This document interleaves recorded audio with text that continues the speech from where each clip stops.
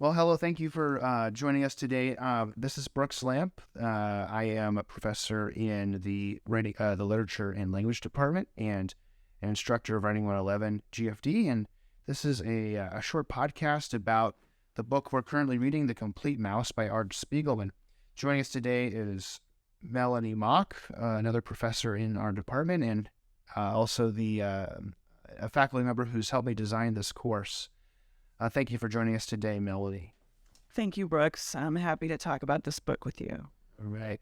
Well, I just have a couple of questions I wanted to ask and have a short discussion about this really, really interesting work about the Holocaust. I guess the first question I wanted to ask you, Melody, was, a lot of us, this is a very new kind of reading experience, a graphic novel, perhaps. Certainly for me, it was my first book-length graphic novel. And it's also about a very serious topic, the subject of the Holocaust. So how would you advise a student reader, as he or she reads through this book? What should they look for as they're reading it? Yeah, so I think it'd be really easy just to read the words and to get caught up in the narrative without spending much time looking at the images. So I think my top suggestion would be for readers to take time to look at the images that Spiegelman has created, because they very much reflect the theme, the ideas that he's writing about. Just last week, I was talking with an art student who pointed out to me that the many times that Spiegelman uses swastikas, the Nazi symbol, throughout the book. And if you just read it quickly, you won't see some of those, like on a path or in the way he's designed a page. But those Nazi symbols are very much a part of the images that he's created, and they help reinforce the theme. So my top suggestion, again, would be to spend time reading the words, but then spend time lingering on the pages and noticing the ways that Spiegelman is drawing each page, each panel. And that's very helpful. Yeah, and I want to ask you about the history of the publication of this book and its history of being censored or banned in school curriculum. I know that this has recently come up again. I just wonder if you could tell us a little bit about what you understand to be the reasons behind why it has been banned at certain times, and any thoughts you might have about that. Yeah, so I actually don't know much about the history of its banning before this past year. I've done some writing on the most recent ban, which took place in a Tennessee school system, where some parents in the district challenged the books being taught to eighth graders, and their challenge was based primarily on the fact that the book had violence and that it had nudity. I find that really problematic, actually, because it's a book about the Holocaust. Of course, there's going to be violence in the book, and the nudity is not in a it's not in a scandalous or it's not in a way that is supposed to be provocative sexually. It's merely reflecting what actually happened in the Holocaust when people were forced to remove their clothing and then be gassed to death naked. So those seem like problematic reasons for a ban, and I think if we're going to continue to ban a book like this, ask that it not be read in the schools, we run the risk of making space for this to repeat itself, for the Holocaust to find new traction because people don't understand the trauma that was inflicted on millions and millions of people. I wrote an essay about that this spring in the context of Newburgh, because there are neo-Nazis living in Newburgh. They are protesting protesting in our city. They're waving their flags once in a while at our city square. And I think it's so important for George Fox students to read a book like Mouse, because it gives us the fuel, it gives us the tools we need to fight against a very present danger that is occurring in our town. Yeah, that's really interesting. Um, yeah, I think one of the interesting experiences for me reading this book is, I didn't know much about the history of his banning, but I had that in the back of my mind. I was reading this and thinking, what would cause somebody to think that this needs to be banned? And I know, like in the court system or in review boards, you're gonna find something kind of concrete, like, oh, there's nudity or there's violence. But I think there's got to be another reason. I'm sort of gonna be a little bit presumptuous and say there's another reason why it's being banned. And I think I wonder to what extent it's the there's a kind of scandalousness in the way it's being presented, or very challenging. There's a challenge the way it's being presented to us. And I guess what I have been thinking about as I've been reading it is, why does this book challenge us, or what's the particular way this book challenges us about the Holocaust? You were mentioning about reading it, looking at the details and the visual details and the graphic presentation in the comic form. And I think one of the interesting things about doing a Holocaust survivor story in the graphic novel form or the comic art form is that comic art, until recently, and at the time of the publication of this novel, I was doing a little bit of research on this, and comic books were kind of like this low popular, almost a stigmatized form. It was considered very trivial. And it was only at the time of Spiegelman publishing Maus in the 80s that the term graphic novel came more into vogue, and it was seen as a more literary form or a more respected form. And it's largely due to his book. But you can see how there's a kind of tension created when you use what is perceived as a trivial form, the comic book art, to tell a very, very serious, treat a very serious subject. And so I just wonder, like, do you get any sense that, or what do you think Spiegelman was doing, or do you have any sense of, like, how he intended us to experience that tension between the trivial or the perceived triviality of the comic form and the subject matter? I don't know if you have any thoughts about it.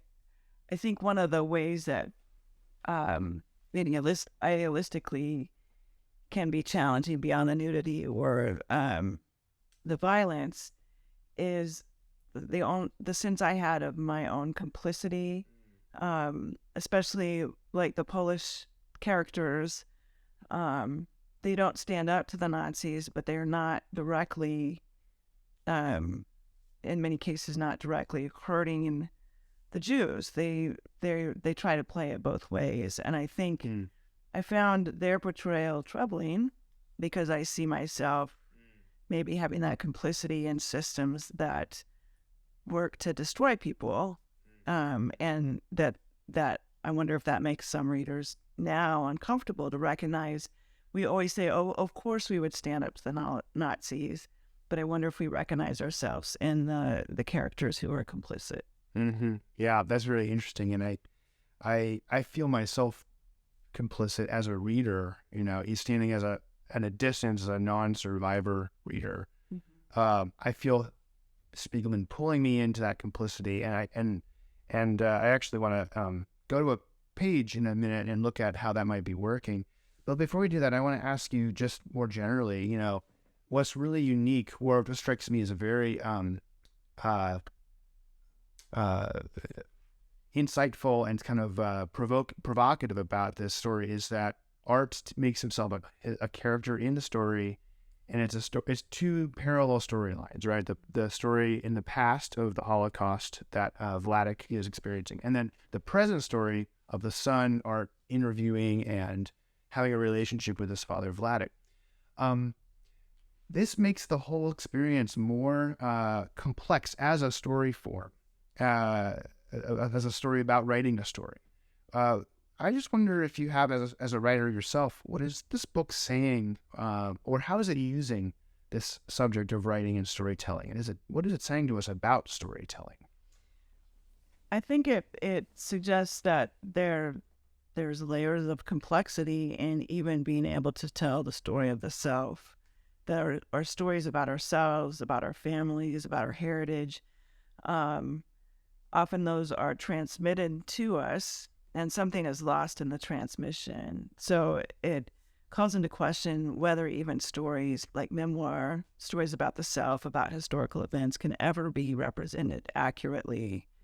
And we see that in places in the story where Art questions his father's veracity or questions his father's ability to tell the story without all the baggage and trauma that the father has. So it actually calls into questions our understanding of what it means to tell a true story. Can you tell a true story even if there are historical or verifiable facts that turn out to not be true? How do we understand Art Spiegelman's own trauma, that trauma that's been passed down through his parents to him, and how that might affect the story that he's telling about his father, about his mother? How can he tell that story having never lived that experience himself? And do we consider that story true, since it's not really him, it's refracted through his father? Mm-hmm, mm-hmm. Yeah, it's extremely interesting. At the beginning of the second book, we see in the opening scenes of that book, he goes through a period of doubt as a writer, and he's already feeling the fatigue of being asked to give an account of why he's written this story and what he means by it. And we see him in an ambivalent, relationship to his own work, because he doesn't know exactly, or he doesn't want to say exactly what he's trying to say about the Holocaust. And I think this is exactly to your point about the difficulty of telling a true story about history. I love going to the text, so maybe we could just I'm going to go to 176 in the Complete Mouse. And this is a car ride between Art and Francois. This part was particularly striking to me, and it's related to this topic. And if you're listening, please, read along with us on 176. I'll just read the dialogue, and since I can't accurately describe the panels, but they're driving in a car, Francois and Art. And Art says, "I never felt guilty about Rishu." It's his brother who died in the Holocaust. But I did have nightmares about SS men coming into my class and dragging us Jewish kids away. Don't get me wrong, I wasn't obsessed with the stuff. It's just that sometimes I fantasize Zyklon B coming out of our shower instead of water. I know this is insane, but I somehow wish I had been in Auschwitz with my parents so I could really know what they lived through. I guess it's some kind of guilt about having had an easier life than they did. Sigh, I feel so inadequate trying to reconstruct a reality that was worse than my darkest dreams, and trying to do it as a comic strip. I guess I bit off more than I can chew. Maybe I ought to forget the whole thing. There's so much I'll never be able to understand or visualize. I mean, reality is too complex for comics.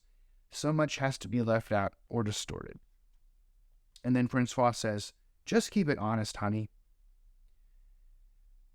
And then Art says, "See what I mean? In real life, you never have let me talk this long without interrupting." And Francois says, "Please light me a cigarette." So this is really interesting. So for context about this scene, Spiegelman has in an interview said that reality is too much for comics. So much has to be left out or distorted, and has discussed and admitted that some of the presentation of the story might not be accurate. So I think this is a really interesting scene, because we see us focalizing on the storyteller Art, and he's dealing with the sense of inadequacy that he feels about using comic art to tell his father's story, to tell the story of the Holocaust. Now, immediately the question comes to mind, well, why, if you don't think that comic art is sufficient, why did you use it? And of course, the answer is clear enough, at least to me. Well, that's what Art does. He does comics. He's not, even if he decided that some other form would be better, he wouldn't be able to tell it well in that form, because what he does is comic art. But I think that's kind of teeing up one of the most important insights for us, is that this is exactly how any survivor, or even the children of survivors, feel, that no matter what form or no matter what they try to do to tell it, there's always going to be a sense of inadequacy or of distortion in how they tell it. And so it doesn't know what your form is. It doesn't quite get it right. And you can see him struggle with this. I love that Francois tries to console him, trying to keep it honest. And so I guess it raises the question of these, like, what is that way? It feels both right to me that it's distorting inherently and you can't get it right, and that you can still be honest, right? And I guess that's where I find the power and the tension of this story is there's something honest about it, even though he's working with an inadequate form, whether it's the story form or the comic. And I would say, thinking back to Tara Westover's Educated, she also plays with that tension, and her answer is different in that she uses footnotes often in her text to point out places where she's trying to be honest, but other people remember the event differently than she does. So you can see in both these texts that writers are grappling with what it means to tell the truth, to be honest. Mm-hmm. That's great. Well, thank you for joining me, Melanie. This was helpful, and hopefully it helps student readers just get a little bit more sophisticated of an experience of reading this book. And I hope you read it with care, and that you get something out of it, and that the essays you write are thoughtful. So thank you for listening today, and happy reading. Okay.